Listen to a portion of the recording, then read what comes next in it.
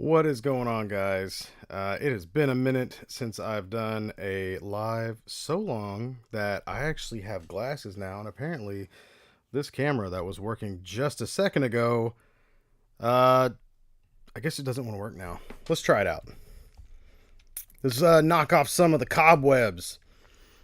I gotta blow into it like an old Super Nintendo controller. Hey, you working up there? How's it going, friend? I don't. That's awesome. Well, thanks, guys. It's been a great night. Let me see if I can get this stupid thing to work while I'm doing a live. This is it's a fantastic start, actually. All right, let's do here. Let's add a video capture device. Cam 2. It doesn't want to do it. Let's do a new source. And let's see here. What do we got? Oop. I think I found it. And it looks like it's going to be upside down. That's neat. Well, you can't win them all. Check this out. Watch how we flip this around.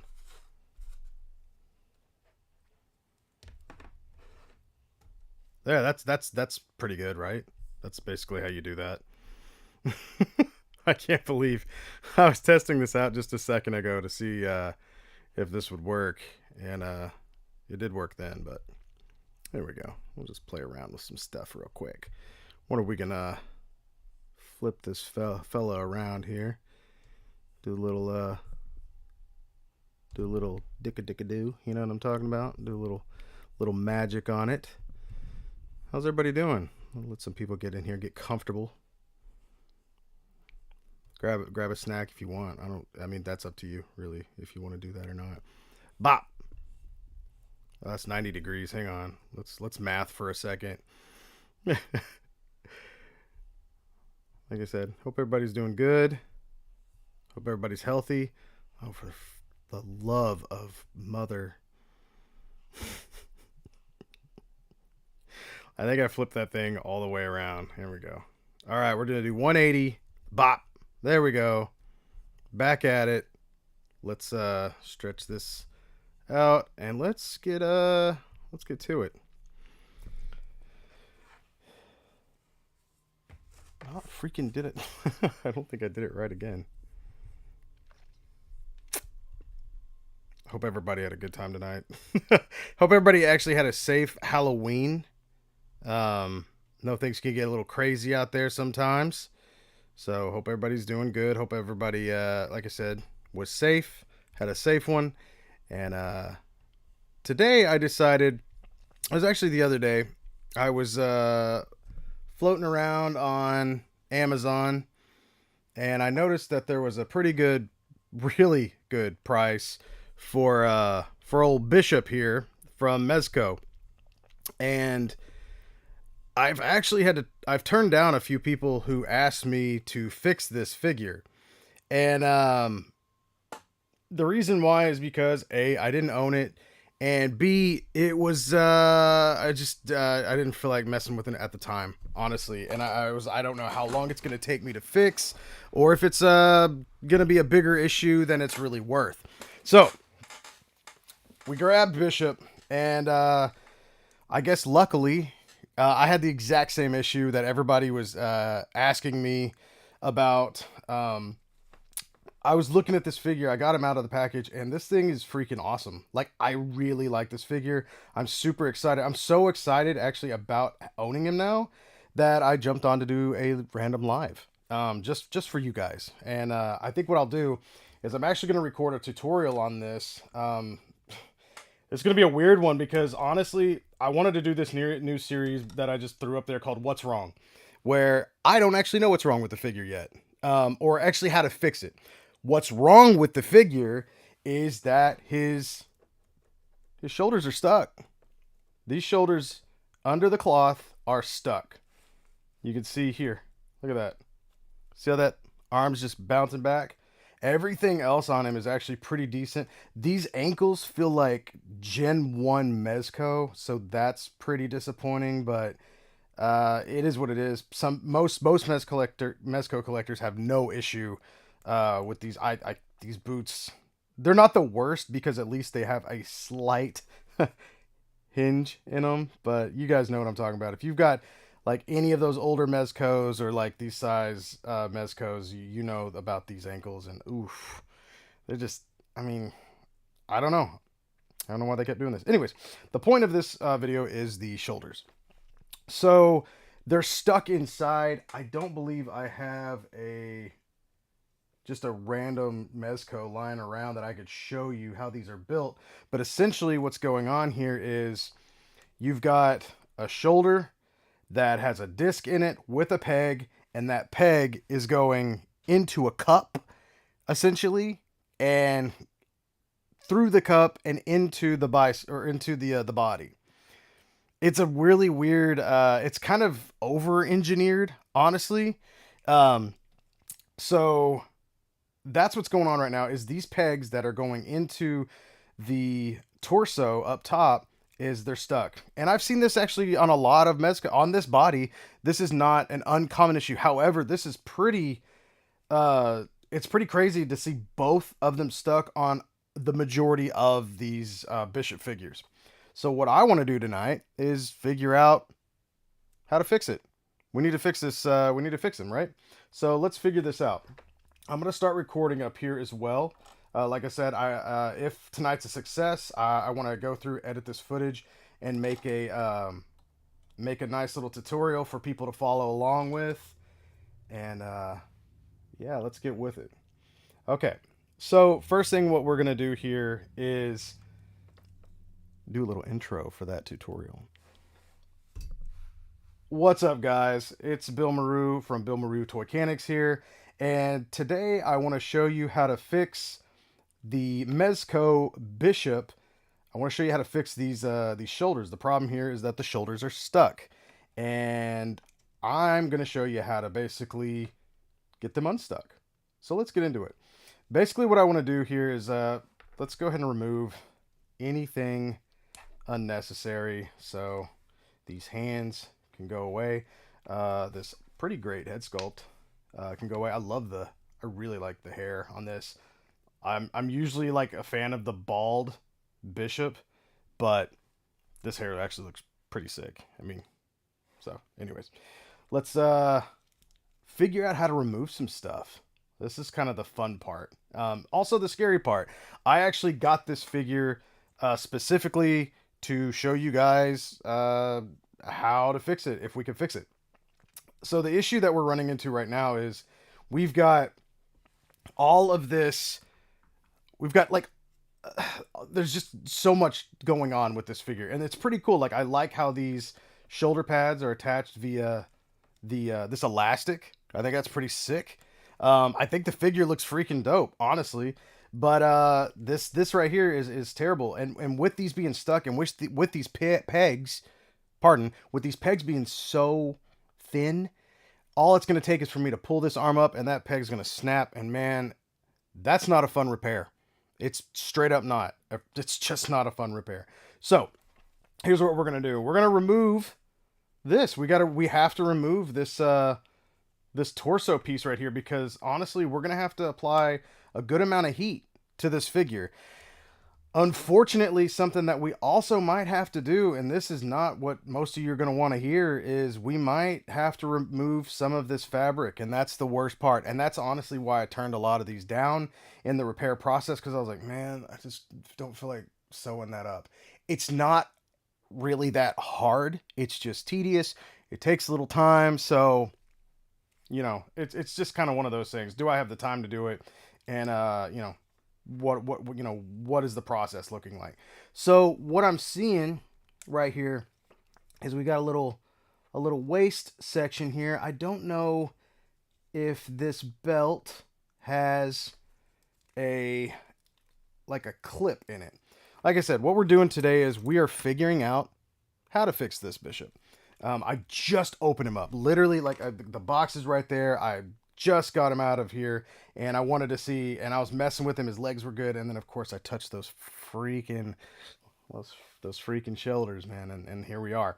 So, let's go ahead and let's see if we can't first. I want to remove this belt around his waist, and generally what you'll find is there's a seam somewhere. We're gonna look for a seam. I think it's probably right here in the back. And what I'll generally do is I'll take a flathead screwdriver, like so, or even a smaller one. I don't know if I've got one handy. I should have one, but I'm not seeing it. Ah, there it is. This little guy right here. Wonderful. Wonderful for stuff like this, basically. Now, we could heat it up, but since this is such a hard plastic, I think that we're going to be able to go in and probably just pry this free right in here. Like I said, it's right. I'm trying to see if I can find a seam, and it looks like there's a bit. Oh, bye. Bye. Well, my my screwdriver just went. I don't think I've. Oh, here we go. Let's say I don't think I've ever lost a screwdriver before. That's new. Okay. So I think what I'm seeing right here, there's this big pouch, right? Right here to the side, I'm going to go in with this flathead. I'm going to see, carefully lift. And I'm trying to see if there's a seam somewhere. Now this is the part of this process that I really like. But this is another reason why I didn't take this job on from clients, is because I don't know what I'm getting into right now. This is part of the repair process. It's not like you can just look at a figure and be like, oh yeah, I know exactly how to fix that, if you've never touched it before, if you're not sure how it's engineered. I don't think this is our seam. Maybe it's right here on the side. There's so many little creases and cuts that I'm not sure. Let's see. We want to be careful, you know. I mean, honestly, this is my personal figure, so I'd like to, you know, not mess it up. Man, interesting. I mean, props to MEZCO for making it hard to find the seam. I'm pretty sure that was it. If anything, there is a fun little trick. Sometimes figures like Marvel Legends don't have a spot to cut, or like to basically split the belt. If you go in with a X-Acto knife or a straight razor blade like this, if you come in and you go diagonal, try to kind of go diagonally down, it makes it easier to reattach that belt. So don't ever cut it just straight, because then you've got to glue it right on that seam, and it's going to touch your either fabric or plastic or whatever. Cut it like this. So whenever you do reattach it, it goes like this, instead of cutting it straight and trying to glue it like this. You don't get as much contact. But if you cut it a little slightly diagonal like so, then when you put it back, it gives you way more to grip, and it's way easier on you and your figure. So just a little tip there. I don't think we're gonna have to go that route, but I just want to make sure. I was gonna see if I could do this without heating them up. Oh, well, I guess those pop off. They don't really pop off, but they're just little pieces here. You can see where that attached right there. I just have to glue that back on. Well, I guess you could just literally remove any of the... Oh, look at that. It pops on. Okay. Well, something tells me if that little piece popped off, then let's see if this guy will pop off too. Boy, it seems to want to be on there. I'm trying real hard. I don't want to cause any like damage or whatnot underneath. What I can do is kind of go from the seat of the pants here in. It looks like it's slightly hollow. You want to be careful doing something like this. You don't want to slip and stab your hand. So I'm going in very carefully. And it looks like it's going to have like the same. Basically, you just have to glue it back on. I don't think this is the seam. Usually there's like I said, a pretty obvious spot. Oh, is it right here? Oh, I think I found it. It might be here on the side. Where this guy's at right here. Let's see if we can pop this off. There we go. Yep. Okay, cool. So what you want to do is take a little flathead screwdriver, go in like this or from the bottom, and carefully pry this up. It should pop off. It's held on with just a minimum amount of adhesive. And then you can see we've got a seam right here. So it's right next to this right leg holster where it goes up. And it looks like what we're going to have to do is carefully go in from the side here. Like I said, be very careful when you're doing this. Don't try to press on it too hard. Also, you want to be careful as to not go, under and touch the fabric here, because you could accidentally stab with one of these sharp edges and rip that. And this is a kind of it's a stretchy material. So if you catch a hole in that, that thing wants to keep going a lot of times. So like I said, be very, very careful. Let's see if we can't go back in with a small piece. And like I said, tonight is kind of it's a very experimental idea that I had. I wanted to do like this, like I said, a new thing called What's Wrong? And let's figure out what's wrong. Okay, so as you can see, we've snapped this out right here. What you want to do is we'll lift this arm on this side, and we got to be careful, like don't go just crazy with this guy, because it does have this little chest piece that's attached to the belt. It's kind of a crazy engineering here, but what we're going to do is just carefully slide this down, and should go over the boot. If don't try to force it or anything like that, just you can kind of wiggle it just a little bit, and it should pop right off like this. Like I said, we did pop these pieces off. Those will go right back on with I would suggest Loctite Ultra Gel, the super glue here. What we'll do is we'll put just a little dab right there on the piece that we're actually going to put on, and just stick it in there and leave it and let that adhere overnight.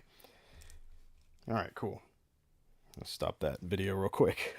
First off, I wanted to say huge thank you to the Patreon community, man. I got a few members that have really been supporting this. Stuff like this can happen because of you guys. This was like I said, this figure cost $60 shipped. And I was like, I don't really want to pay that, but then I've been hit up so many times about this, and thanks to the Patreon, I was able to buy this for this purpose. This is exactly what I want to do, was to educate. And I don't know what it was, man. It popped up as hey, Amazon said, oh, we found something that you might like. So here we go. Just want to say though, thank you. My man Esteban Bratz is in here. You can see he's like right there on the top, man. He's one of my big supporters. And as all these guys that are on this list right here, down below, are just thank you so much. If you guys do want to help out with endeavors like this, man, I think what I might start doing, I think a cool thing would be suggestions. If you're a Patreon and you're like, hey, fix this figure, I need this figure fixed, then I can actually do custom tutorials, which I think would be kind of cool. So something like this. But anyways, it's patreon.com/BillMaru. Check it out. There's not a lot of stuff on there right now, but I am trying to get back in the swing of things. So let's get back to the show. So now that we've got this belt off, we can see that old bishop's in a big old onesie, and there's going to be no way to access these shoulders without cutting the seams, which really sucks. That's like something that I don't want you guys to have to do, but it's really not that bad. And here's the cool thing about sewing is if you mess up, you can undo it. As long as you're careful, you can really undo it. I want to hopefully I'm saying your name right, Arliss Young, or Arliss Young. Why this figure? For some reason, it was just on my mind today when it popped up, and I have been asked about this figure a lot. Not to mention, MEZCO shoulders tend to break. because of this issue. And sure enough, mine came in with the issue that I was not hoping, but kind of hoping that it would have, just for this purpose. And now, had it not had that issue, I guess I would have just ended up with a really good bishop. But here we are. So this is kind of what I was hoping would happen. Next, what we have to do, the next step on this is going to be removing this harness, and it looks like it's going to be this back right piece right here. And I'm thinking that if we kind of go under right here, you just want to, like I said, be very careful. Be intentional where you're putting your tools. You know, that goes for every version of that, of whatever that saying was that I just said. Yeah, be very intentional of where you put these, because you can end up stabbing yourself, stabbing a piece of the figure. I am for certain that this right here is where this is supposed to come up, and it's just being very stubborn.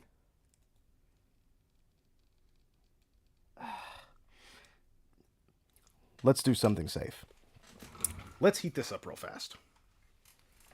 So we're going to take our heat gun. If you have a hair dryer, even if you have some, if you want to put them in water, I believe it's safe that you could put this in water. I don't want to tell you to do that because I'm not sure. So we're going to heat this up right here. Just going to heat it up a little bit. Just enough to soften that plastic up.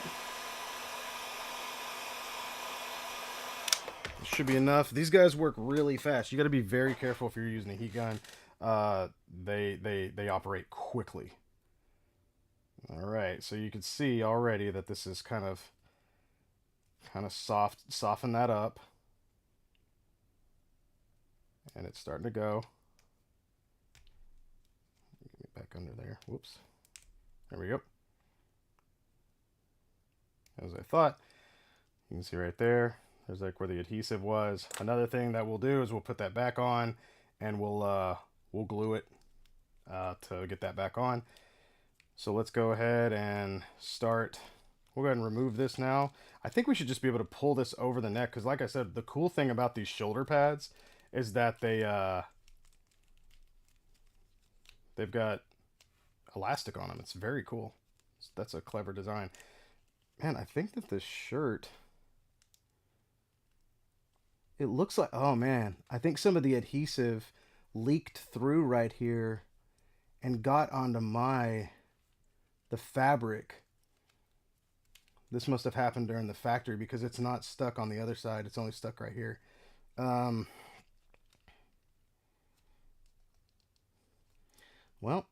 like I said, this is my figure, so there we go. Yeah, you can see, I don't think that's supposed to be there. Right there, but it doesn't matter because this will cover it back up. So, all right, so now that we've got this off, it's nice and safe. You won't actually have to reheat this to reattach it. I guess you could if you want to, but it's got a malleable bit to it, so you can just kind of put that back on. If you want to heat it up, you can, but not a big deal. So here we are. Sorry, I'm kind of doing the tutorial thing while I'm talking to you guys. I'm going to catch up here real quick in the chat. I don't know if I should get the SH Indiana Jones figure. Do you think it's a good one? I'll be able to tell you pretty soon. My pre-order is due for payment, so I will be buying mine from AmiAmi, or paying for that soon. It's just, it comes with a lot of other figures. 3 dropped at the same time, so I'm like, oh, that sucks. So I'm going to have to make some money before I do that. Enrique G says, maybe this is a dumb question, but what kind of damage would we have if we heat up and don't remove all the gear? I don't think you're going to, if you didn't remove the gear, I don't think you're going to be able to access it that easily. It'd be like trying to, it's almost like, what damage am I going to do to the motor if I don't, open the hood? Kind of like, I don't know. I wouldn't do that. I would make sure, I always try to remove as much of this stuff as I can. This stuff isn't hard to remove, as you just saw. I mean, I move slow and carefully, and I pray that you guys do that as well, because you can end up either A, hurting yourself, or hurting your figure. I'd rather you not hurt yourself. The figure can be replaced. You cannot. So remember that. Let's see what we what's up, NYC Figure Fanatic? Man, what's going on, guys? It's cool to see a lot of you guys in here tonight. Clockwork Orgy, what's up, man? Dang, it's been a minute, dude. It's been a minute. Sorry, guys. So the arm broke off or the joint popped out. Excited for sewing action. So no, actually nothing has happened yet. But if you were dealing with that one of those situations, all three of these situations, either the joint is stuck, like so, the peg is stuck. B, it popped out, or C, it broke. You'd have to remove these all the same way. You'd have to get to this the same way. And that is going to be removing this seam back here. See, it's just this solid seam. And here's the beauty of this part. This is actually a perfect figure. This is a perfect figure to practice your sewing on, because honestly, check this out. Here's where here's where the seam's at, right? And here is where your armor goes on right there. You could butcher the sewing job as long as the shirt was like snug, and you'll never see it, which is cool. I strongly suggest you do a pretty, stitch, but here we are. So anyways, and Aaron Hardy said, I'd be worried about melting the polyester. I'm assuming polyester. So the clothing is nice. I don't know what kind of material it is. You're not going to leave the heat on there that long to melt that. What you should be concerned with, though, is this. This is what concerns me. And this is why I'm gonna remove the stitching and not try to heat this thing up, which would be crazy anyway, to try to heat this up and go through it this way. It just wouldn't make sense. But you can see this right here. If you look at these pieces right here, these are like this kind of, and I'm not sure, it's like vinyl, some kind of thin vinyl pieces. And if you own a MEZCO or any of the superhero MEZCOs especially, you'll notice that this stuff is like, they like to throw this all over them. This is actually very minimal, and I actually love what they did here. So props again to MEZCO for their design on this. This is pretty cool. I know they usually go on their own design for superheroes and whatnot, but this is nice. I like this, but this I just don't think would handle heat.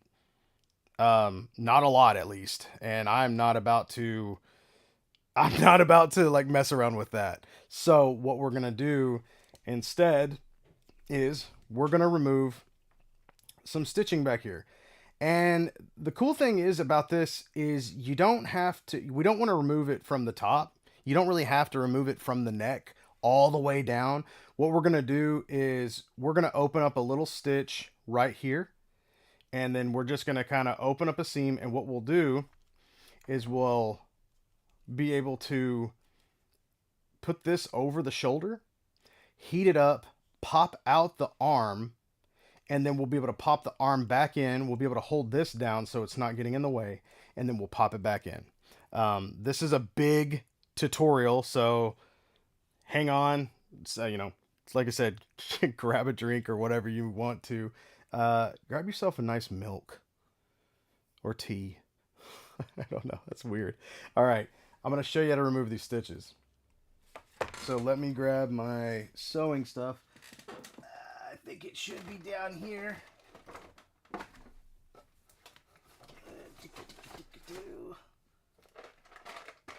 Talk amongst yourselves. Say something nice.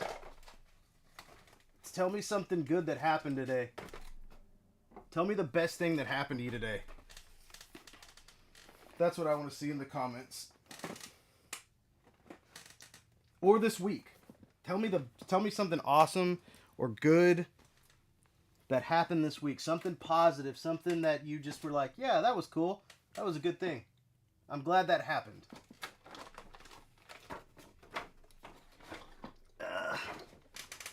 Let me find my sewing kit here. I know it's in here. Give me a second. I'm gonna go down Periscope here. Hang tight. Where you at, big guy? There you are. There you are. And up Periscope. All right. And I'll get back to these comments real fast. What do we say?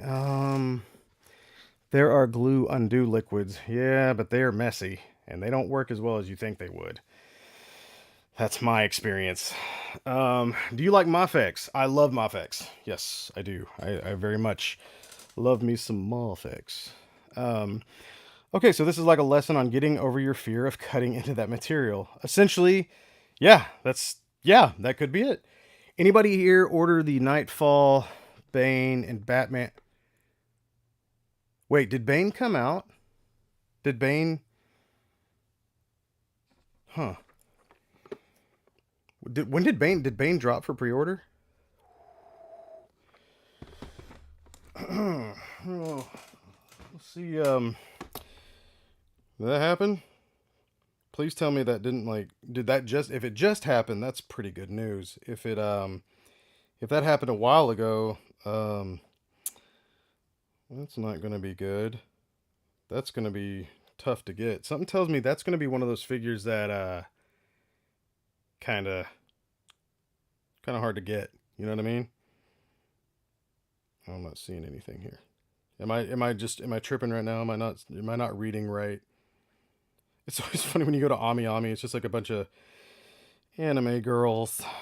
All right, let's get back to the show. I'm getting distracted. Okay, so what I'm gonna do here. So we got our sewing kit, and it looks like, let's see, we got a navy blue color going on, so that's cool. I'm pretty sure I've got every color under the rainbow here, pretty much. You do want to get one of these little sewing, little thread cutter things. That's not the proper term, but yeah, you've seen these before. I've got a couple here, actually. You can grab these at Walmart, Hobby Lobby, wherever. They got a nice little blade on there, so do be careful. You don't want to stab your skin. I think I'm going to use that one. And let's see what we got here. Oh, yeah. And I mean, you could get away with black threading on here, too. This blue looks like it's a little bright. I'll probably just do black. I don't think it's going to matter. Normally, I would probably try to find like a one that I think this is actually going to look better than the this blue would. I can't tell. Yeah, this blue's a little rich. All right, so we'll go with black threading. Black threading is always good. I have a couple of different threads that I like to use, but this stuff's pretty good. I think this is just a basic thing I got at Walmart, and then I've got some pretty decent, this is a really good one here. This Coates and Clark is a pretty dang good brand of threading, so I'm gonna go with that since it is black. Or excuse me, yeah, since that is a black thread. What else do I got in here? My grandfather and my mother, rest in peace, she did upholstery, and my grandfather does upholstery. Here's another good one. This all-purpose, once again, Coates. This is some extra duty plus, so maybe we'll go with this instead. Any of these will work. Keep in mind, you're just sewing up the back, so it's not really that big of a deal. And we'll grab one of these because it's easier to get your needle threaded. We'll take ourselves our... Let's find a smaller needle. That's a pretty big fella right there. And you can get all your needles at Walmart or on Amazon or wherever. These are pretty good right here. Just little sharps. Sharps are great, so you can always stick these in your, so you don't lose them. All right, so let's get this out of the way. I'm not gonna need any corsage pins today. I'll set this off to the side. All right. So here's the scary part. Let's cut into some.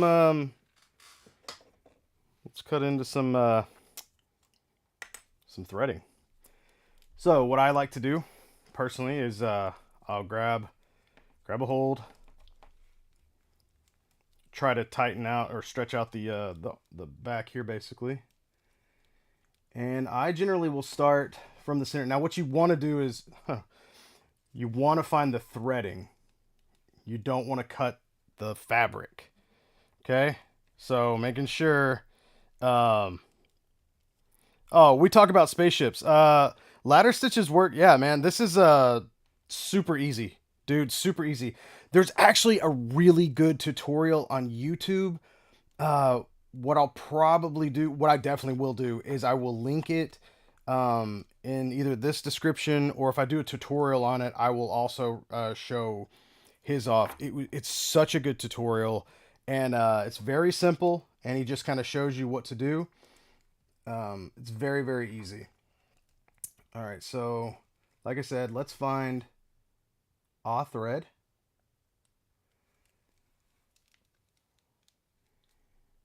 And it's better if you use your magnifying glass or whatnot.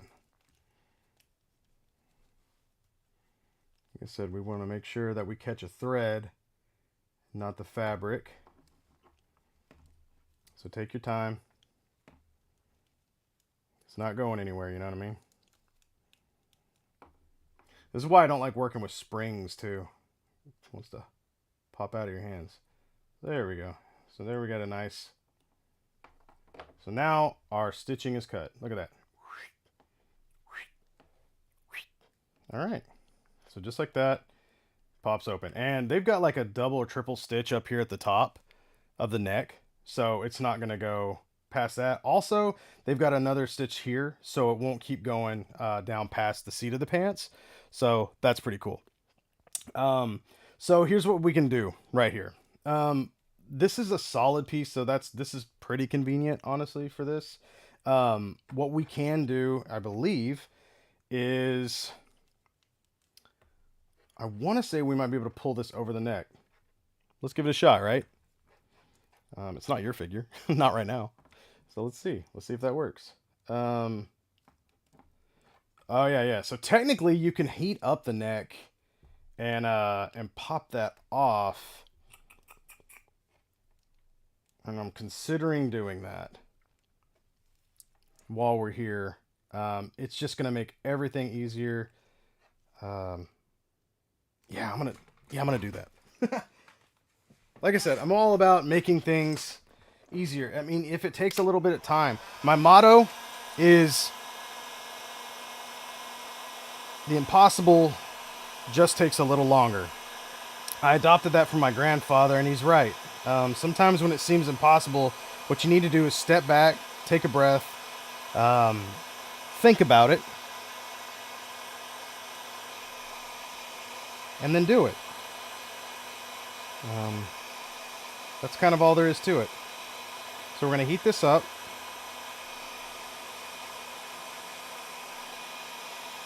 Let me know if I'm saying that. Is it Arliss Young or Arliss? Yeah, I feel like you're a new viewer, and that's super exciting. This is if you want, check out the rest of the channel. There's a lot of this stuff on here, but yeah, this is kind of. I've been doing this for about 15 years now, maybe a little over that. This is what I love to do. All right, so what I did just now is I heated up the neck. We might need to heat it up just a little bit more, but let's see. What you can do is you can go under here. Careful.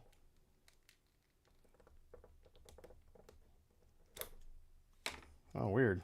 It's got like a peach-colored peg under there. Huh. If you've never seen the inside of a MEZCO neck or torso, this is what a lot of them look like. Actually, this is my custom figure of my vain self. I got a new head coming, so I won't look like Thor anymore. But this is a custom bit. Yeah, it's all nasty. But you can see here that this piece This is what a custom one version looked like. And this is the black, well, no, excuse me, the pink skull body, Gomez body. So I made a custom neck for this because that's just what I had to do at the time. And because I wanted a flesh tone neck and all that. So as you can see though, that's the same, essentially the same thing, the same engineering and whatnot. You've got a peg that pegs into this neck, and then in this, some of them actually have the head attached to the neck, which I can't stand, like the was it the Netflix Punisher, which I do have somewhere around here, but you guys know what I'm talking about. We're not worrying about that today. Okay, so now that we've got this the way we want it, now let's get to the serious part. All right, so we're gonna pull this over just a bit. See if we can't, I don't know if we can roll up this. I don't want to roll up this too much and stretch this out. But what we want to do is avoid hitting this with any heat.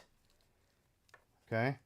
I'm going to try to bring this around the best we can. Like I said, removing this neck is, you know, getting rid of some of that resistance here. Keep in mind, this is stretchy material. Okay.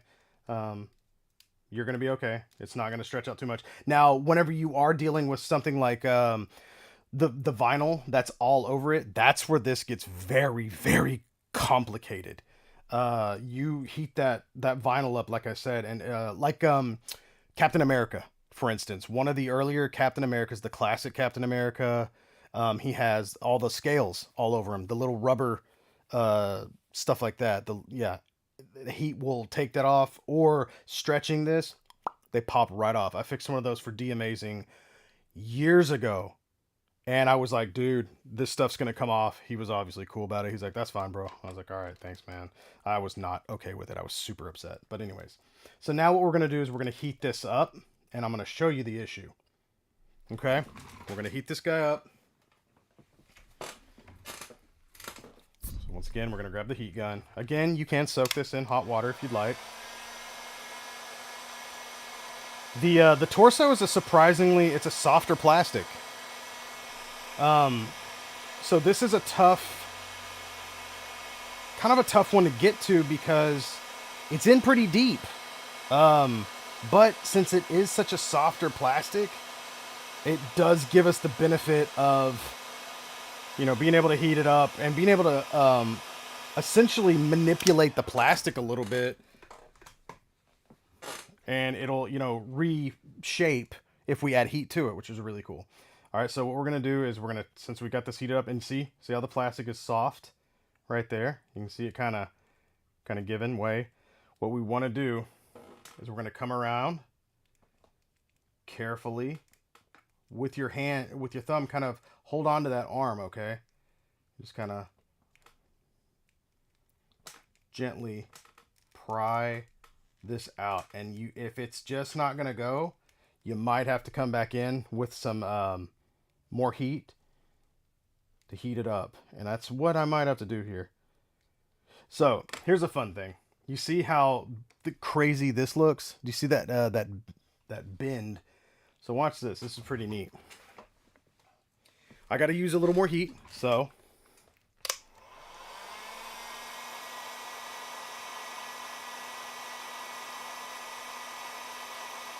and look at that. With a little heat, just like magic, bam, look at that. Comes right back just like it was. Brand new. I feel like the ShamWow guy. Only not. Yeah, I'm going to take that back. I feel like an infomercial guy. Okay, so we heated that up a little bit more. Let's go back in. And this is slightly different, honestly, because usually they used to have a cup in here. So, oh, interesting. All right, let's heat it up a little more. Like I said, better safe than sorry. And also, a lot of times what happens whenever you're doing something like this, so I've kind of moved it out a little bit. Now there's like this little gap. And so that heat is now able to access a little more in there. So we're going to heat that up, which is great. It's going to give us a little more. Hopefully we'll be able to get a little more leverage on this thing and finally pop this guy out. There we go. Feeling a little bit of pull now. Okay, we got it. Oh, wow, look at that. Interesting. Interesting. Okay. All right. So what I generally what I'll do in a situation like that is I kind of pull it through like so. I know this seems crazy, but now it's not stretching as bad as it was like being pulled on. Um, so let's take a look at what we've got going on here. The issue that we have is not the bending up and down. That was fine. Super freaking weird that it's like a split. Oh my god. I bet you any. So what's going on is where the bicep moves right here. It looks exactly like this. This is like a mirror image. So on the other, so it's basically a peg and a peg on a circle, and this is, I guarantee you, this is freaking pop riveted. Which, ugh, I wish they would stop doing that. They make the repairs so hard. Luckily, this right here is good. This is fine. Here's our problem, is right in here. And it's too tight in there. Flat out. That's it. That's the problem right now. It's way too tight. So what you're going to need in this situation is a Dremel and a Dremel bit. This right here is a little too small. This right here is a little too large. So we're going to have to find our Goldilocks bit today. And she's going to be just right. Here we go. This is right in between this size here. I'm not exactly sure the measurement. I do apologize on that. But you can tell it goes right in. A little pop. This is like the perfect size. Okay? It's just enough to where it goes in. All right. So what we're going to do here is we're going to go in on a lower speed on whatever Dremel or rotary tool you're using. I do only suggest Dremel brand. It's the only brand I trust. Unfortunately, this is the stylus, which has been discontinued, but you can get yourself a Dremel. Any Dremel. This is a Dremel 4000. This thing's a monster, honestly, but you can turn it down lower, and you can get this cool grip for like $9 maybe. The grip is great, and so it allows you to have that versatility of the stylus. So, and I want to say the Dremel 4000 might be on sale right now for like less than $90, which is a really good deal. Anyways, we're going to go in like this. Hear the pop, go inside, and we're going to start this right here. Okay? So all I'm doing is slowly going around. Okay? Very slowly. This isn't like a high speed at all. This is it. And then I'm going to pull just a little bit towards myself, where you can start feeling where that outside hole is, really. And sometimes I'll press in just a little bit. Okay? It's essentially all we're doing is making this cavity just slightly bigger. And what we might even do is here at the front, just kind of drill in that. But what we want to do on the inside, give it a nice feel like that. Okay. So, trial and error. If that was all we needed, then what's going to happen here is we're going to heat this up. We're going to pop this guy back in, and it's going to be all hunky-dory, right? Everything will be fine. The issue I run into a lot of times, though, as well, is these pegs are not perfectly round. They've got like either an octagonal shape or hexagonal or something along the lines of these little flat pieces. And I get the point. It's supposed to like almost like a ratchet, but you're inside of a soft plastic, and a lot of times that doesn't really translate too well. This is optional. You don't have to do this. This is my personal method. So you do not have to do this, but I do like to go in a little bit. I like to do a little once around, and then I like to get rid of that that shape, those hard geometric angles. So it's not much. It's just a little soft. You could even go in with just like a little piece of sandpaper if you wanted to. I really like these. These are pretty cool. These 3M fine. It's like a kind of a spongy stuff, and you can just kind of, you know, go in and smooth it out, and if you want to do something like that. But Dremel works a little bit quicker. So next step, we're going to heat this up, and we're going to try to pop this in and see if that works. Before we do that, what I also like to do is I'll go in with a smaller Dremel. Now, this is just very convenient, obviously, that I have this mini. I've been very blessed with these. I bought one of these. A good friend of mine sold me one at a super cheap price. Another client traded me one for a job, which was amazing. And then I want to say High School Creations. If I'm saying that wrong, I'm so sorry, but I want to say he hooked me up with one as well. So thank you for helping me fix people's toys. I like to go in with a smaller bit right here and lower the speed with this really small bit, and just kind of go around. It's just kind of bumbling around in there to find any kind of loose plastic that might have got caught up in there. So this isn't really dremeling anything out. It's just trying to find any of the plastic that might have got kind of soft and maybe not, didn't cut out. So what can happen is you'll heat up that plastic and it just kind of, I don't know, it turns into just a little spindle. And you want to get that out of there, so, because that'll mess with your articulation. Okay. That looks pretty good. Yep. All right. So let's heat it up and see if this will pop in. And once again, you see this big old nasty mark right here. This will go away with some heat. God, these are going to be really long video clips. Can't wait to go through those. Okay, so here's what we're going to do. We're going to move our Dremels aside. Make sure we don't lose our neck. All right. So let's go ahead and heat this up.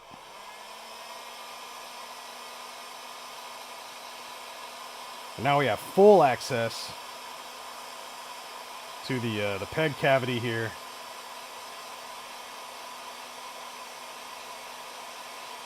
And you can see with the heat that little bend right there just starts going away, which is pretty cool. And that should be enough heat. I would say that's enough heat. So what we'll do is we're gonna put our arm back through the sleeve. All right, and then we're gonna move our peg down like so. And let's see if we can't peg this in here.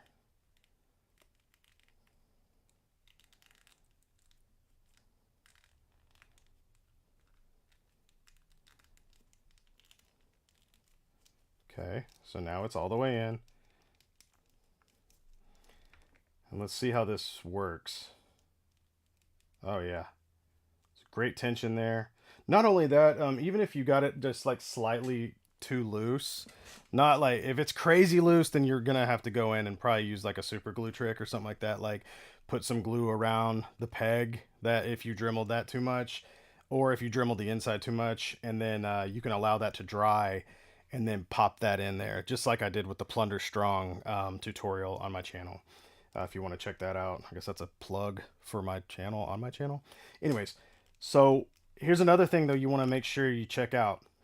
A lot of times whenever you've just heated this up, the plastic is soft, and this hard plastic that is that peg is probably going to move in there because the softer plastic is able to, you know, make a little room for that. Sometimes once it cools down, it might re-solidify. Generally, I feel like you'll know.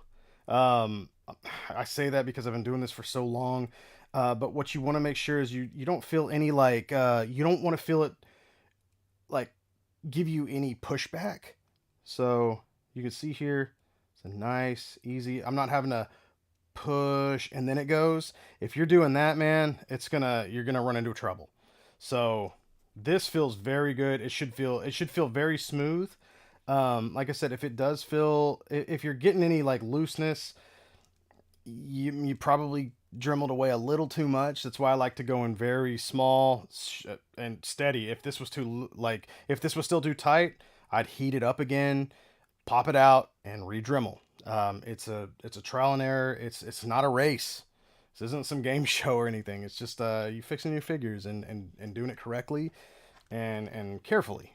That's the only method that I approve of, is carefully. And that's that. Just careful. Just be careful. Because I want you guys to fix your toys too. Alright, so since we did that, we're going to repeat the process on the other side. I'm not going to record that again. It makes my videos too dang long. I don't know. Do people like that? Do you want to see? Here's a question just for the people that are in here, which we got a pretty good crowd tonight. Thank you guys for showing up. I really appreciate it. Thank you, Dave Wonder. My man, Dave. Oh, I miss you so much. Sorry. I've really missed you. I'll have to come on one of your streams if you'll have me. Do you guys want to see this done twice? If it's on 2 arms, if I go into enough detail, do you really need to see it done on 2 arms?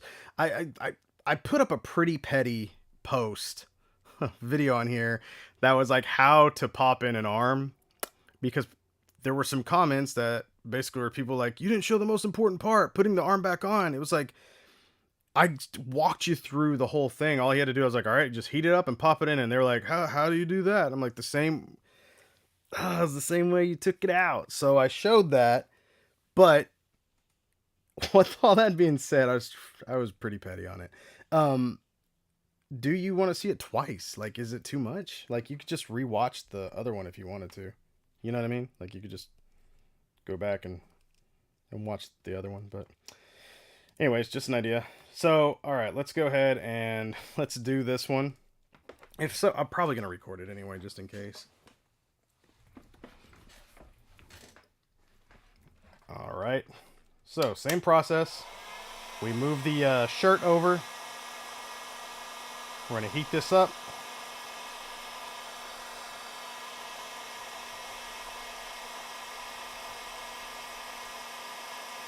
And we're just going to give it a little heat.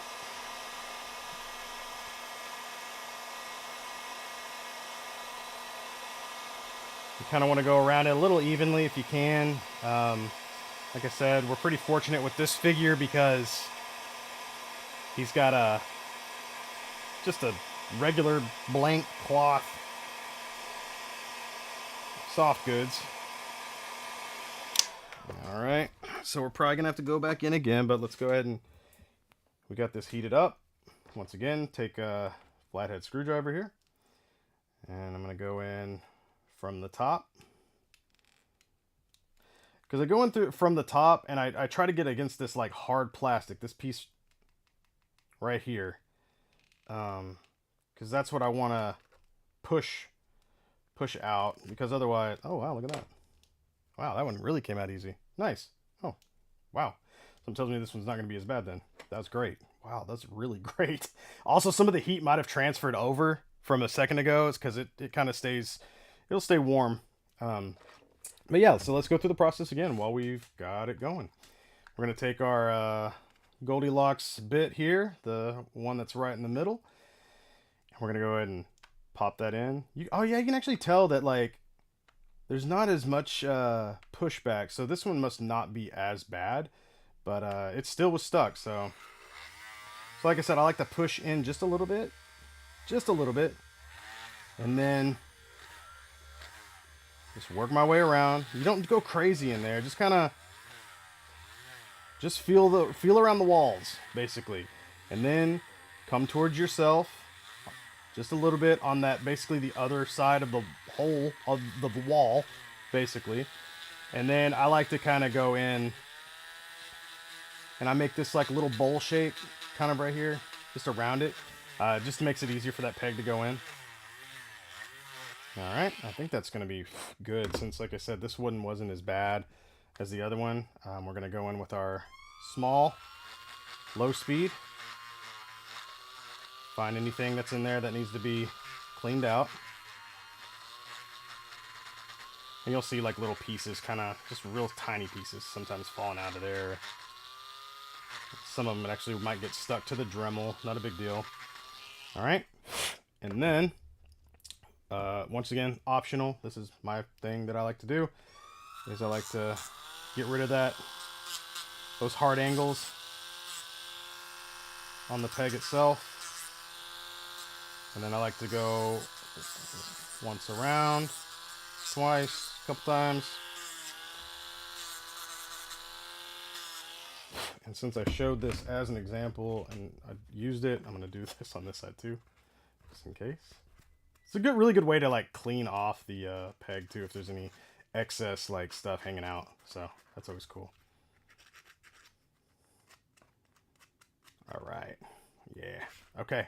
So let's see if we can heat this guy up one more time. Pop in this peg and it should be, we're off to the races here. Heat that up just a little bit. I don't think it's going to need much, really. Like I said, this stuff stays soft for a bit. And this heat gun works really quick. So don't be frustrated if you're using a different type of tool and it's taking a lot longer. That heat gun is hot. And if you're using one of those, you best test it on a lot of things first before you use it. Okay, well, we got this heated up. Now that we got this heated up, let's go ahead and take our arm and you want to push in there and carefully twist. I might need to heat that up just a little more. Let's see. Oh no, that's good. Okay, cool. All right, let's push our clothing back here. This is our arm from earlier. Feeling good. Make sure you kind of give a pull on those shoulders and then push back in just in case. You want to give a nice twist just to make sure it's, you know, in there completely before you go and sew this thing up, because that's going to suck if you sew this thing up and that arm popped out. Oh, God. I had that happen to me a long time ago on a death stroke, and I just wanted to, yeah, wasn't a good time for me. Okay, so what we want to do now is we want to sew him back up. We need to clean some of these threads out right here. You can take some very tiny scissors or whatever you have handy. That got magnetized. There's a needle on there. Sewing needle. Okay, so what I like to do generally is just kind of go in and a little snip. Oh man, maybe my scissors might be a little dull. These are usually really good. You can get like a really cool scissor sharpener too and keep your scissors in good shape, because you got to keep your scissors in good shape. Take care of your tools. They'll take care of you.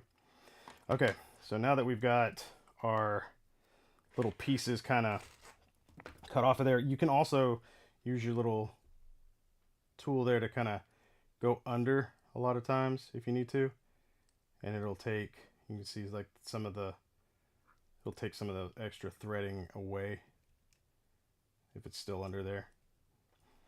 I'm usually not too bothered by it. So we do have a kind of a big chunk right here. I want to get that guy out of there, or at least get it underneath the fabric so I can't see it. There we go. There we go. Yeah, because you won't even see that once it's sewn up. All right. Let's sew. So let's go ahead and get our needle prepped here. So we'll take our needle, I'll set it off to the side here. Go and close this guy up. And let's get ourselves a nice good length of thread. I like to get, it's probably wasteful, but I like to get way more than I need, honestly. Um, and then I'll give it a little clipperoo there. Okay. So let's go ahead and use our little threader here. Pull that through. Grab our needle. And we're going to go ahead and thread this bad boy. So you can go in, and if you just got a good eagle eye, then you can do it yourself. Oh man, I always do this wrong. Do you see how I just did that? I did that wrong. What you do what you do is you somebody's like, "You freaking idiot." I'm sorry, it's late and I haven't done this in a minute. You want to put your needle on here first. Oh my god, now I can't get it on here.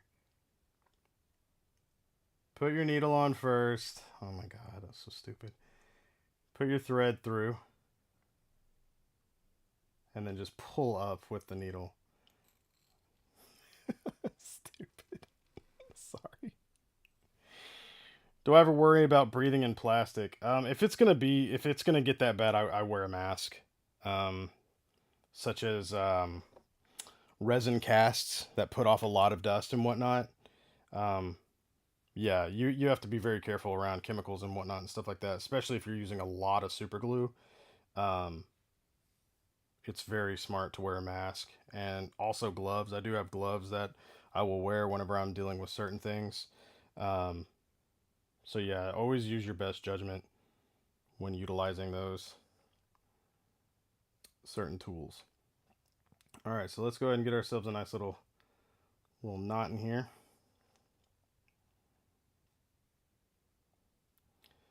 I guarantee you people are going to be watching this and just like, oh my god, this guy's making me cringe right now. I never claimed to be a seamstress, but I have done a few sewing jobs that I was pretty proud of. It just takes me a minute to get there. It takes me forever to make a sandwich too. So, but the sandwich is always good. You know what I mean? So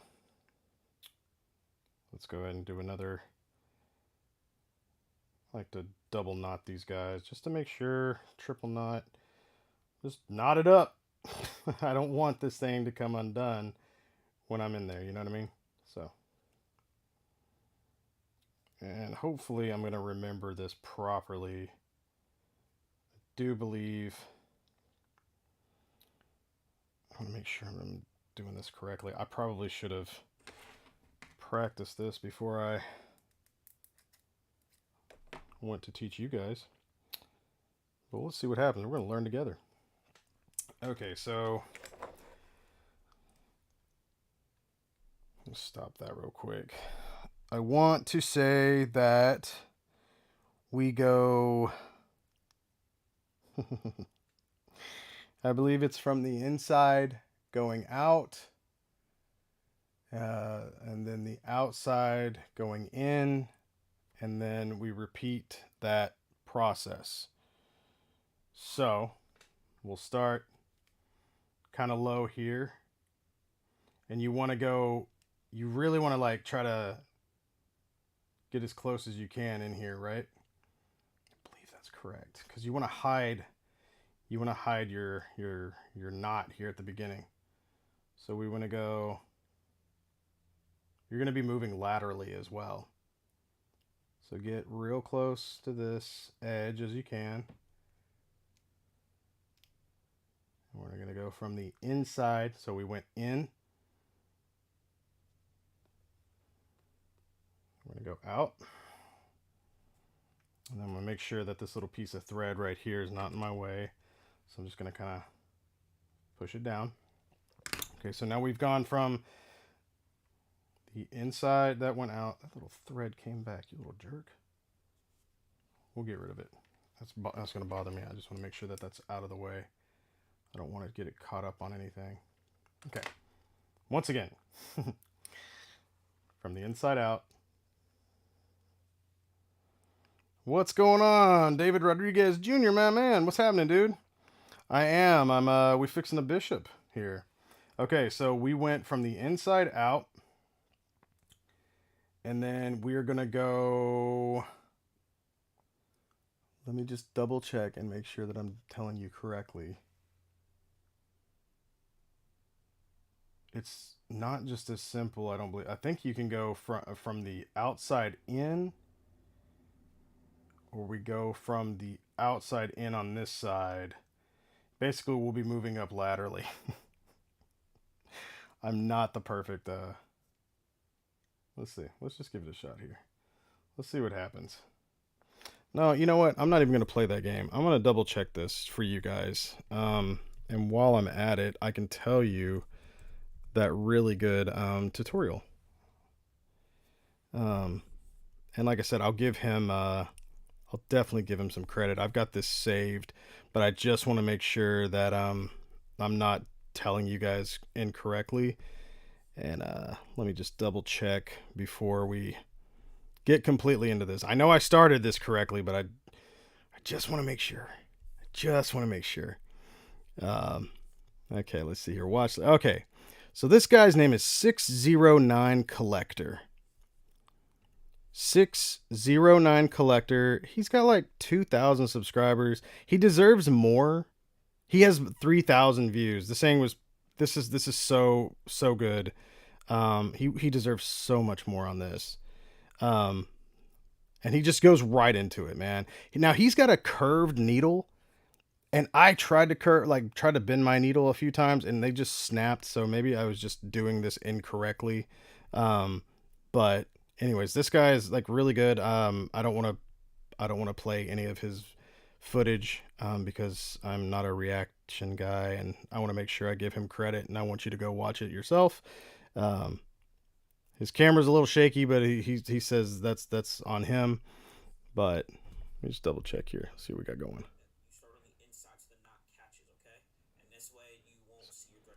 Start on the inside, going out to hide the knot. So I was right on that one.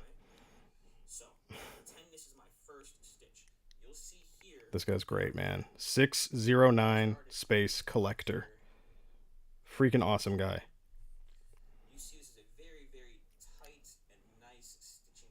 All right, let's get to it here, dude. I'm just trying to get to the good stuff. He kind of shows you all the extra stuff.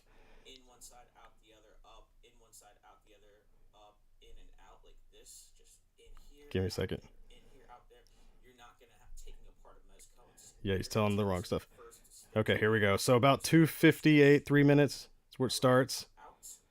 So he goes, start on the inside. Come out. And you want to get like kind of close here, and moves laterally, which is really cool. That's kind of one of the big tricks. All right. Inside out. Then you go over. Outside in. I just want to make sure that I'm teaching you right here, following this guy's teaching. This is like his tutorial's so good, you guys could probably skip mine and just go right to that. Although I will be putting up a faster tutorial on here. Just want to make sure that I've got the process down. Sorry, he takes a bit.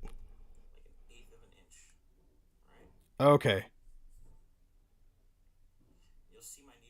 Okay. I thought that was correct. Wanted to double check. Didn't want to tell you guys wrong.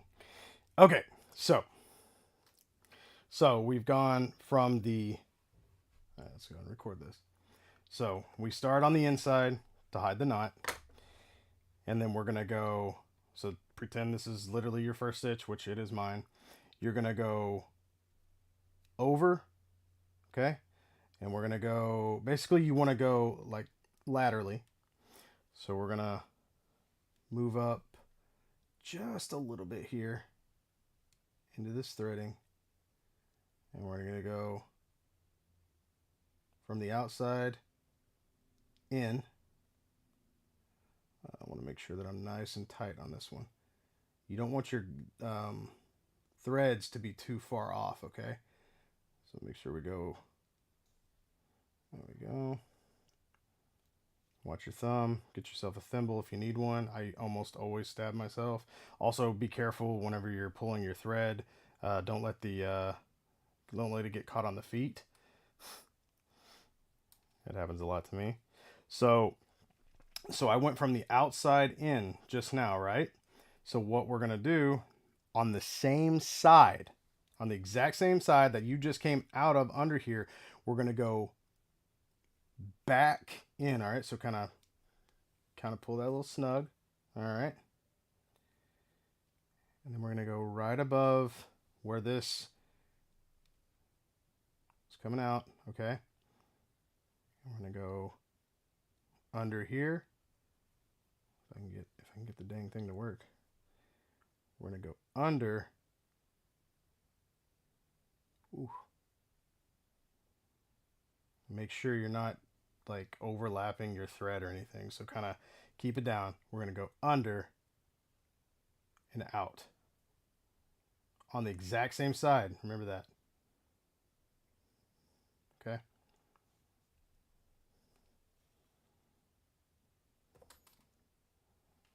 Come on. Hey, my thread's being a jerk. It's like hung up. Come on, chump. Well, if your thread's really nice to you, like it should be, it should just come right through. I don't know why mine's hung up like that. It's like stuck on itself. Okay, that's not good.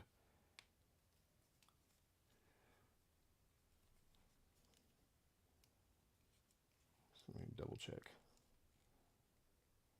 I hope I didn't.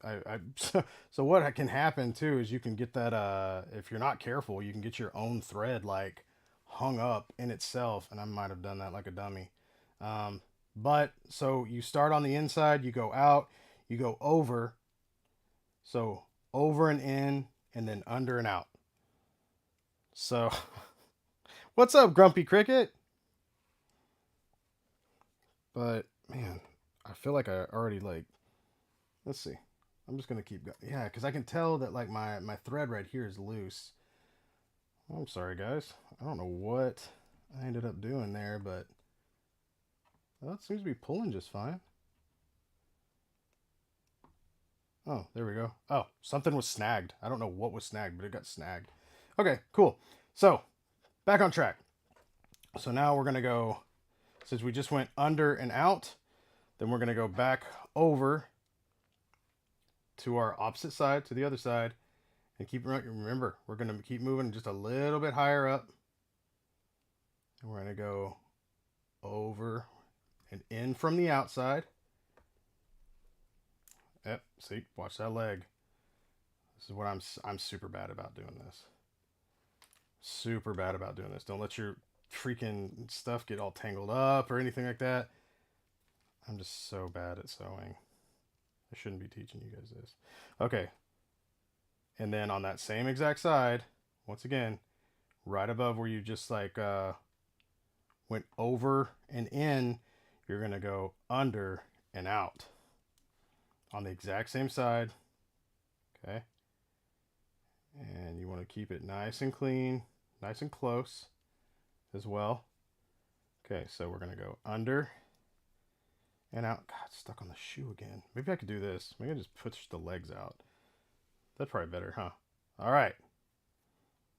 Now, once again, since we just came out from this side, we're going to go to the opposite side, and we're going to go over and in. All right. Just like this. All right, now we got our flow. And now we're going to go under and out on the exact same side. Make sure you keep that threading away from everything. It's difficult, all these hands and legs. All right. So I said under, pardon me, under and out.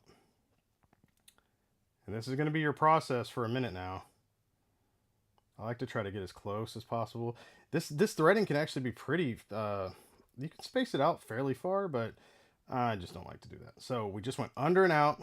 So now we're going to go to the opposite side, and we're going to go over and in from the top.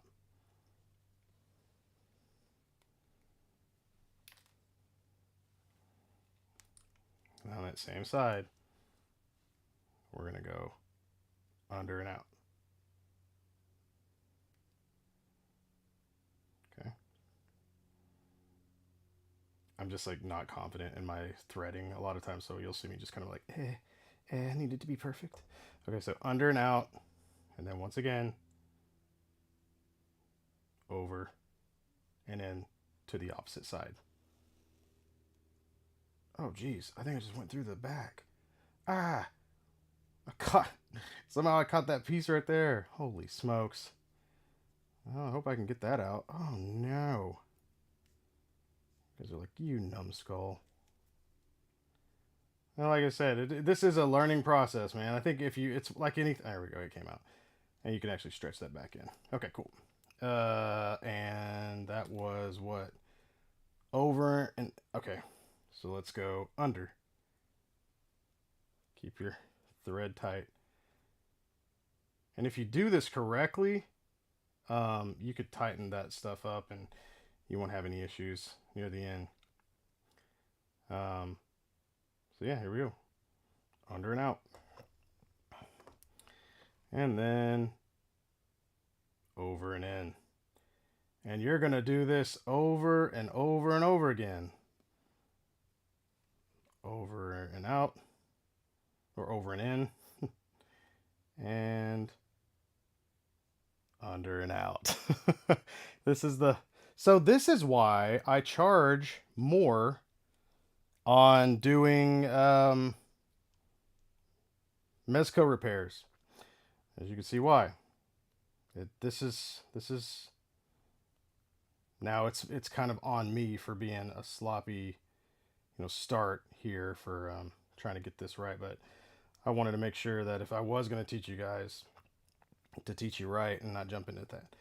So over and in. Make sure that your needle's out of the way. Go up laterally. Under and out. And then over and in. And then under and out on the same side. Oh, I caught his leg anyway. Man, I thought it was going to be better. And out. All right. I'm going to stop recording and talk to you guys for a little bit, and we'll get back to this. What did I just do? I just did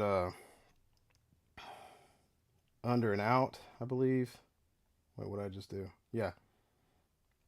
Okay, so we're going to go over. Under. Actually, I'm not going to talk. Give me a second. I don't want to get like lost in doing this, and it's like, oh no. So let's go back here. I did just go. What did I do? Did I go over? Nope, I went out. Okay, cool.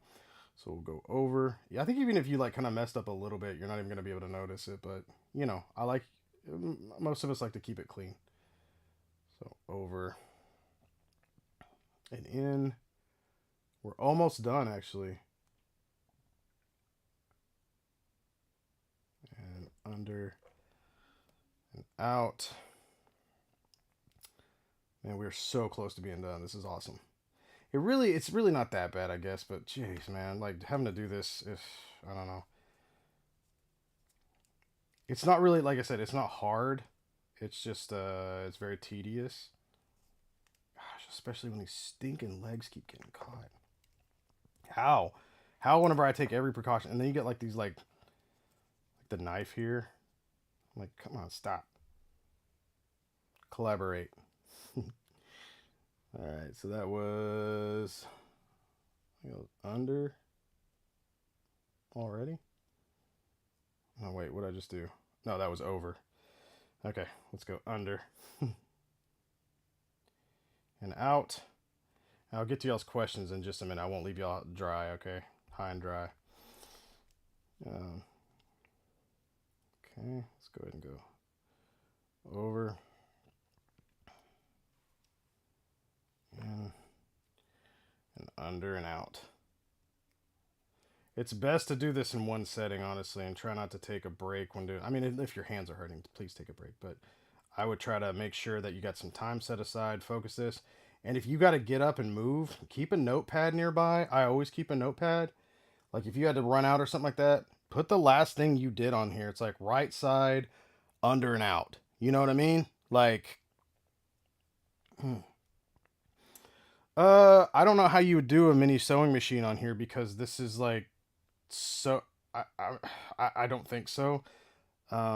Just because this is all meticulously done. I don't know how you would get from here to here with one of those mini sewing machines. I just don't know how you do it. Um, when it comes down to it, it's best to do it, in my opinion, smarter and take your time. Just take your time and do it that way. So let's go. We're almost done here. Like I said, over and out, or over and in, over and in, under and out. We're almost there. And keep, like I said, keep moving laterally. So we're gonna go over to the next side. We're so close, dude. We are so close. Out. And then in, under, and out. I'm going to go over and in.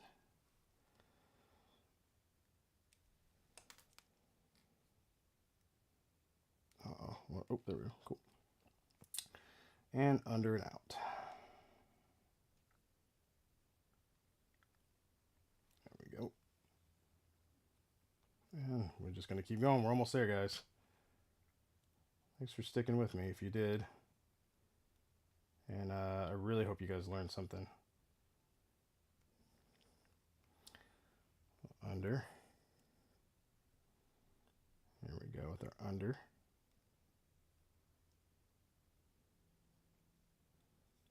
Make sure we go all the way under there.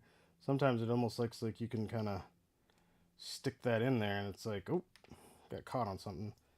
Oh, stupid knife sheath. Gosh. It's the worst. All right. We're almost there, guys. So close.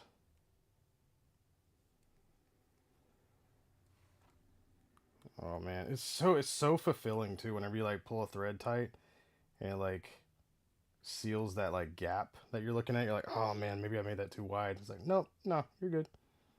You're good, man. So we're under and out. And so since we've been following that process, so we're gonna go over and in and under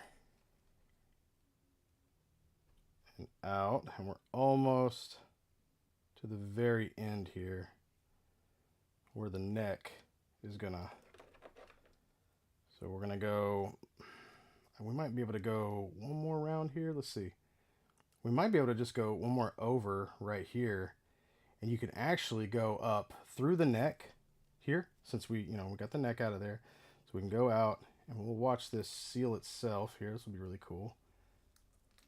So we'll pull this, see if that'll seal. Looks like we still got a little gap right there, so let's make sure we go in one more time. So we're gonna go make sure we go above that we just did right here. So we're gonna go under, we're gonna go under, out, and then we're gonna go right here to kind of seal this gap. Go over and in. Let's see if that'll seal that up. Oh yeah, boom. We're sealed up now. Let's make sure we get all of our threading nice and tight in here. And so this is the cool part right here, what you can do. I guess there's like several different ways to close this off. So personally, what I like to do, and you can see this is looking pretty nice. you know, I'm sure, I know there's much better ways to do this out there. We might, let's see, I've got some like kind of loose thread right here, and it might be from the, I think, oh, that's what's throwing me off. Okay, so it was from where we cut earlier. Let me just kind of seal, let me get some of that out of there if I can. Be very careful that I don't cut my freaking thread. That would be super smart. Yeah, I need to sharpen my scissors. These are... Okay, there we go. That was just from earlier where we had some excess thread there. Okay, so what we're going to do now is, since we're done, I like to give myself plenty of room here. So we're going to cut here. We're going to grab our threading. We're going to open it up. Let's see, make sure he's not... let's make sure the thread is nice and open here. Okay. And then we're just going to take this, keep it snug still. You still want to keep it nice and snug. And we're just going to tighten this. Keep it snug. Pull that nice and tight there. Don't go too tight. Don't break your thread. You know, you don't have to go crazy with it. Just make sure it's just kind of staying snug. And then I like to go 3 because good things come in 3s apparently. Okay. And then we'll take that right there. Cut. And now we got this big ugly thing right here. What are we going to do with that? What you do with all threading, you hide it. You just press it down like so. And it'll just cover itself up. There we go. All right. So, and our arms are still really good. Look at that. My bishop can hold a gun with both of his arms, probably a two-handed gun now. Look at that. And yours can too if you follow this. But we're not completely done, are we? We need to make sure that this whole figure is back before we leave this stream. Okay? I've got 3 minutes left until 10 o'clock my time. So let's see what happens here. First things first, we're going to heat this neck up right here, okay? We're going to heat this guy up and we're going to try to pop this bad boy back in. This is that's a heck of a peg there. I wonder, this is super alternate. You guys do not have to follow this. Generally what I would do is just heat this up, pop it back in, and that's it. I am going to mod just ever so slightly because that's what I do with my figures. I like to mod. Love modding. And I like having alternate functionality and whatnot. So what I'm going to do is make this a little bit easier for me to put back in. I'm going to take my bigger Dremel bit here. This is optional. You do not have to do this part. This could make the neck removable for whatever reason. I don't know why, but maybe one day I want to give him a techno virus like Cable. I can do that now. Okay. It just makes it a little easier. All right, so let's take him. Let's heat this bad boy up. Let's heat up the final mutant. I freaking love Bishop, by the way. I think he's cool. All right. So here we go. Let's heat this up. It's a heck of a peg. That's why I shaved that down. That's a lot going on there. All right, that might be good. Let's take our neck peg here and let's give it a hold on to it. Boy, that's a process right there. Make sure your handiwork isn't getting in your way there, you know what I mean? Okay. I think that's in all the way. Nope, that is not in all the way. I think I'm gonna have to give that a... Let me push this against my chest or something. That's like... God dang. Why is it so tight? Like, there's no reason for it to be that tight. There's just no reason for it to be that tight. And that's why I do this. Okay, let's heat them up one more time. Big galoot. There we go. Heat it up, heat it up, heat it up. All right, I think that's gonna do it, especially with that. Oh, there's my alarm. All right, let's see what we got. Now that it's heated up and dremeled out a little bit on my end. There, ooh, that was nice. That feels good. Yup, that felt great. I'm not gonna worry about this glue that was. Thanks, MEZCO. No, I understand that sometimes whenever you're making a bunch of the same figure that you're going to run into some crazy stuff. It sucks that it's on there, but because it'd be cool to, be able to remove the armor. What would be really fun, honestly, is to put like a little magnetic strap or magnetic piece right here, or even go so much as to basically drill a small hole right here, add a little tiny peg, and so you could just clip it in, which I might actually end up doing. Not right now, but let's go ahead and we're going to put this on so we can finish this. So once again, we're going to go around town here. So, oh, look at that. Apparently the top piece popped off there too. Cool. That's just more glue that we have to risk getting on poor Bishop. Okay, so we've got chest piece on. All right. Let's take our belt and leg harness. This should be pretty basic here. I'm going to go ahead and put the belt kind of around here. Actually, I don't have to do that. Let's just go ahead and maneuver this around his boot. There we go. Okay, pop, pop. Ride this up and center these together here. There we go. Bring this to the side here. Now this one you need to be a little more careful with right here. I'm just now kind of noticing, this. This right here where this piece is connecting right here, you want to be very careful with reattaching this because you could potentially get glue on your figure. So very, very carefully reattach this. It looks like it lays pretty flat. Just, make sure that it's going to be nice and smooth right here. I would only put glue. So here, I'll show you. What did I say? Okay, so for stuff like this, for like softer plastics or things that move, like this belt, I do like to use the Ultra Gel, just because it kind of has a bit of give to it, which is pretty cool. So just a little help. All right, you don't want to go crazy here. All right, you just want to add a little bit.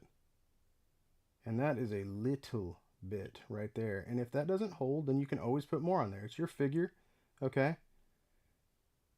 So I'm just going to add a little bit there. And that should be enough. Now keep in mind, whenever you press this thing down, it's going to spread.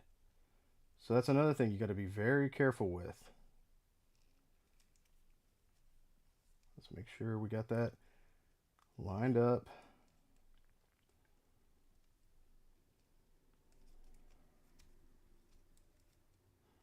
I'm kind of slightly spreading it around right now while doing this, but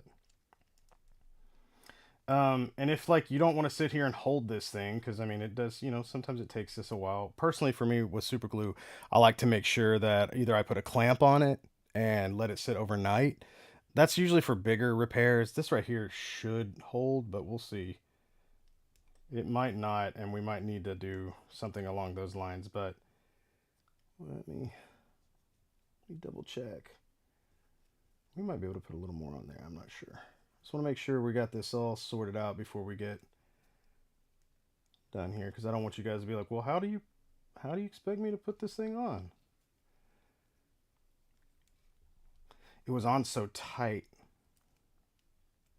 earlier. Okay, there we go. So the best bet is to grab with this right here, put a finger on this pouch, put your thumb on these back pouches, okay? And then make sure that and then you can press down with your finger right here. I know that sounds like you're playing freaking Bop It at this point, or Twister. Twister makes more sense, doesn't it? Yeah, it does. So you've got a pressure here to keep that pressed in closed, and then you can press this here. And if that's just not enough, because that was a very small drop, it seems like it's kind of holding, but I'm gonna add a little bit more. I think you could probably put like some here and then spread it over to this side. And what that's gonna do is connect to this. And if the glue is visible, and you're like, oh, I didn't want the glue to be visible, well, it's not going to be. Keep in mind that there's another piece that's got to go over the top of this as well. So we have to do that as well. There we go. Yeah, you got to get it in kind of tight. Something that might help, and like I said earlier, is if you heat it up, it gives a little more give to it. It softens up that plastic, and so you're going to be able to, get basically a better grab on it. You can also take some of this excess glue here. If you've got a decent grip on it, you can use your screwdriver to kind of fill in that seam right there. And so we press that and we wait. Like I said, the best bet to do with this is honestly to clamp it and let it sit. You just got to be patient with these repairs. So let's let this connect here, and then we'll do the rest, which is all that's left, honestly, is to glue here. This piece actually came off whenever I was putting it back on, so we'll just glue that there. Those are going to be way easier, I think, just because there's only one connection point. Instead, we're sitting here trying to connect these two that were actually, this whole thing, is a separate piece.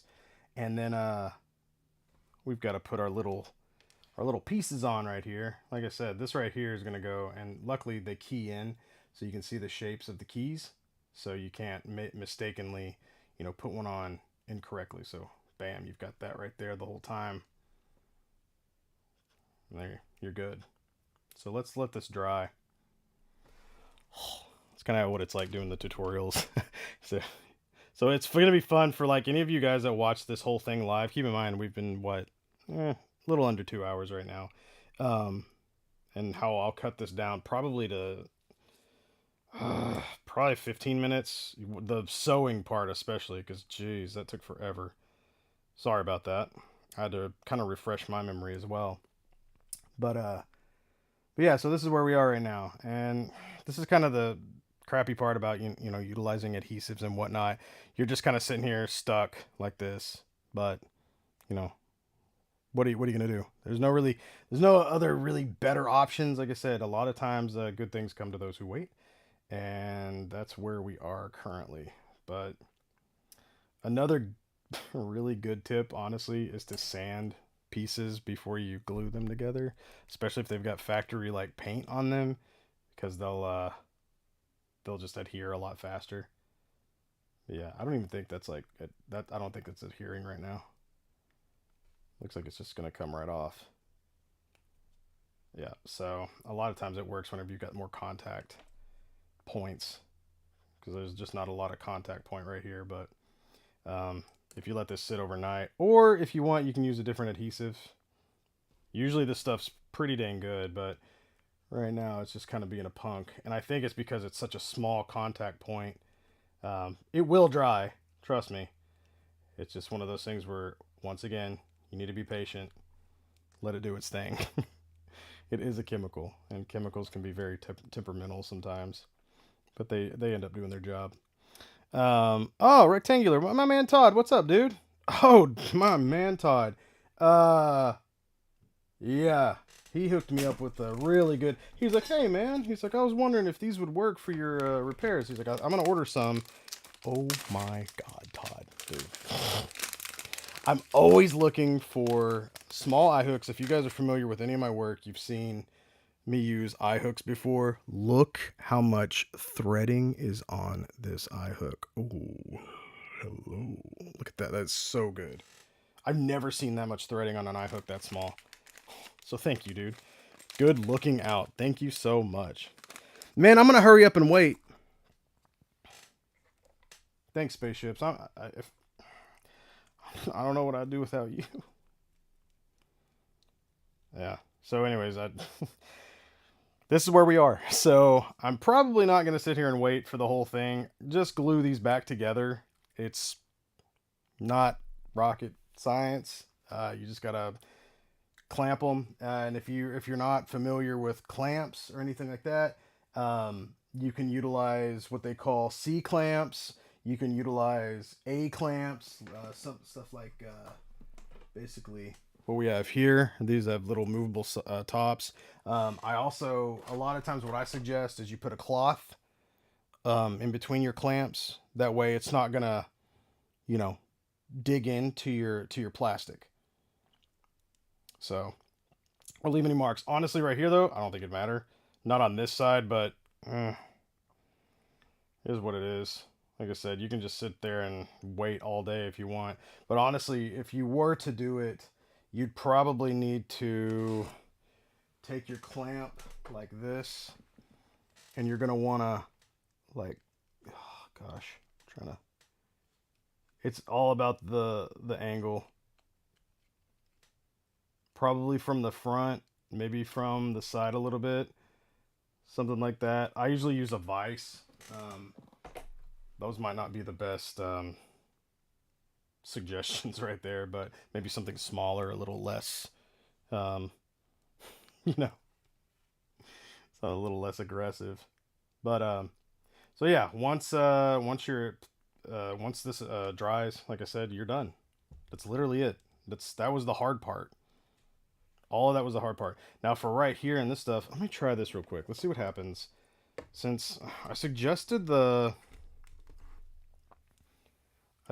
ultra gel control to you, that stuff usually is just like on it. It's very, very good stuff. Right now though, it's really not giving me what I want. So let's try. We could either do JB Super Weld. Now this stuff is freaking amazing, and then I've also got. Gosh, if I could make sure they don't fall over. I've also got some Loctite professional liquid. You got to be careful with this stuff. This stuff can be a mess. Um, it really can get out of control. But yeah, like I said, this is some good stuff here. This JB Super Weld is probably my favorite glue. Um, it can also be kind of a mess, but if you're careful. So what you want to do on these is you want to add just a little dab. Like I said, this stuff's liquid, so it spreads right here. So we're just going to add the smallest little dab right there. You want to be very careful when doing this. Don't let it touch that fabric. Ooh, if it touches that fabric, that stuff is not coming out. And then you just lightly press here. It'll fill in to the gap. And that's that, really. That's kind of it. Um, yeah, if it is a painted part, like I said, honestly, the best bet is to generally go in and sand it down a little bit. Like this thing right here is just not wanting to cooperate. But I wonder, like I can already see that this is starting to stick, like for me. Um, the JB Super Weld seems to be doing better here. So, which is usually that gel is pretty good on this stuff. A lot of times what you can do is you can sand these pieces, like I said, right here prior to that. But um, I'm not going to right now. This is actually like kind of like a plumbing. This is used for a lot of plumbing and stuff like that. You can actually find this in the plumbing area, usually at like a Walmart, or you can buy it on Amazon. The JB Super Weld. So there we go. We can just kind of. This is my favorite stuff. I love it so much. But yeah, like I said, I usually will use um, this ultra gel control, and it's good. It's a great glue. Um, it usually fills in gaps really well due to that gel, but it does, I guess, take a little bit longer. Sometimes it just reacts to different stuff. Like I said, it is a chemical. Reacts differently to different materials and substances and materials. Like I said, so you just kind of go with the flow. This piece right here is just, I think, gonna have to sit overnight because it's just being really strange. Sometimes it just takes a minute to adhere. You got to just hold it in the right place. Um, Luckily, it'll eventually work. But it worked really well right here. This is already like on, so that's good. Um, and so what you can do once again, I'm just trying to hold on to it, be careful with it so it doesn't touch any of the fabric here. But we'll go ahead and add a small drop here on the edge of that. We'll be very careful in applying this, since it kind of just barely attaches right there. A lot of times what you can do is, if you don't want to press down with your finger or whatnot, so you don't get it on you, you can use your screwdriver. Like I said, it's kind of keyed in there too, so that that's already laid for you. But sometimes you have to Dremel those out a little bit. Like once, if something like that rips out, because it leaves a funky impression from the. Sometimes it could be like a even better hold than before, or sometimes it can be just a mess. So you never know. You always want to kind of be careful. I was not just now. I just kind of pressed it on there like a crazy man. Cool. So that works really well. Sometimes you can go in, if it does spread out a little bit like that while it is drying, you can take like something like this and just kind of go around the edges. Wipe that away if there's any excess there. And then this guy is all set right here. We're still wondering what's going on with the belt over here. I don't know what is happening right there. I guess I'm just gonna, like I said, have to leave that overnight. I don't know why that one's being the way it is. Probably because it's a tutorial or live stream, so that's how that goes. This little guy right here is going to be easy to get on. Personally, I like to, I'm going to be careful here, make sure I got it with my dominant hand. I personally like to add the glue to the where it's going to key in, like the actual peg piece of the key in. Just kind of,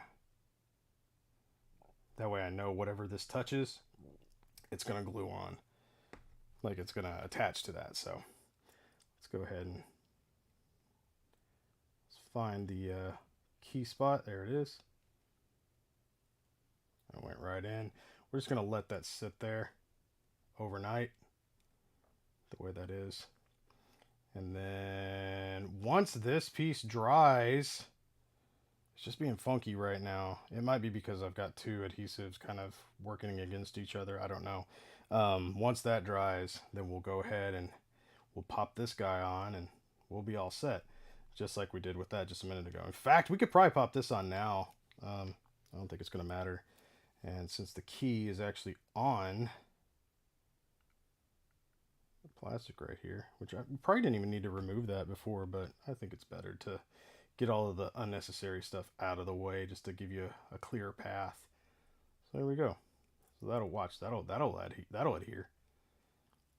So there we go.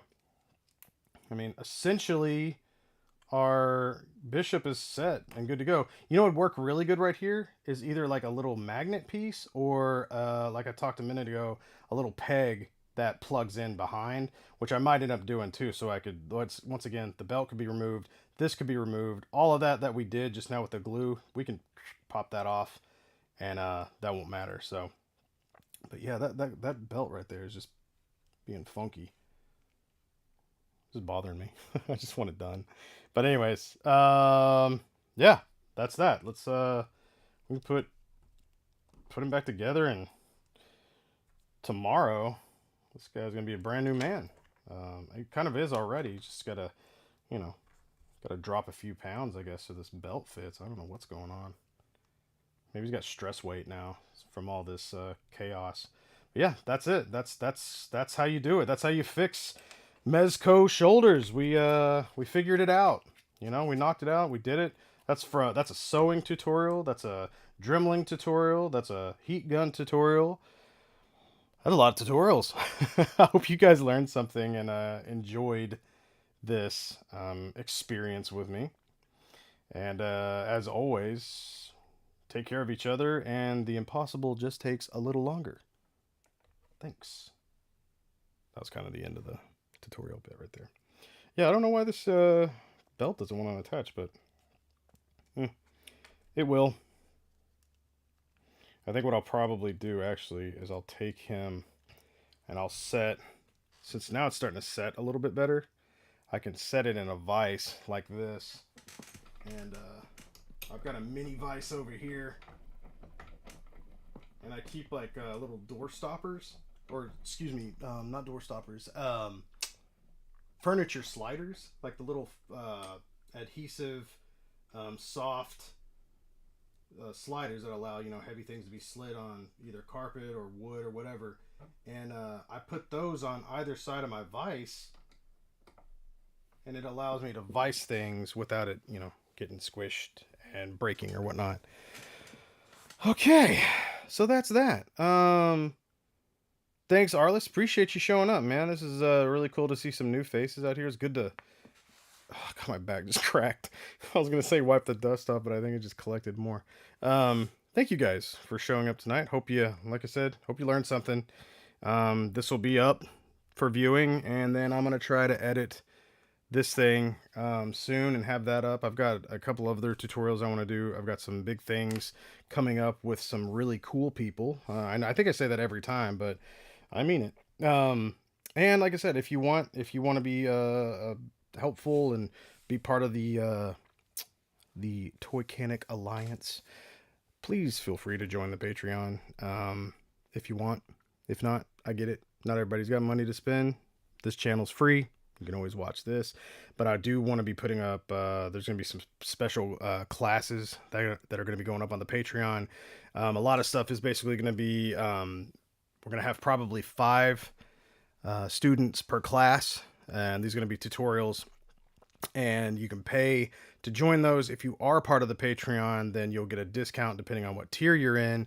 And so those 5 students can actually get one-on-one with me and another instructor every now and then for things that they specialize in, like painting, toy photography, clothing, making clothes, making props. We got a lot of really cool people in the group, and they're wanting to help out and teach you guys that.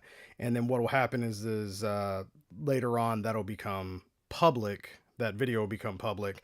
You just don't get that one-on-one experience unless you're there for it live, which is a Patreon exclusive thing, and yada yada. Trying to give people basically a little value for the dollars that they're kindly putting into my pocket. That's going back into all of this stuff. So thank you. Again, thank you so much. I appreciate each and every one of you, whether you're a Patreon member, whether you're just a long-time viewer, not just, whether you are a long-time viewer and you just like this stuff, or you've learned from this stuff, or you want to learn from this stuff. Thank you from the bottom of my heart. And once again, I do want to thank all my awesome Patreon members. They're down below. I'll put them full screen at the end because they're so freaking cool. And thank you guys. I appreciate you. And remember, the impossible just takes a little longer. Peace.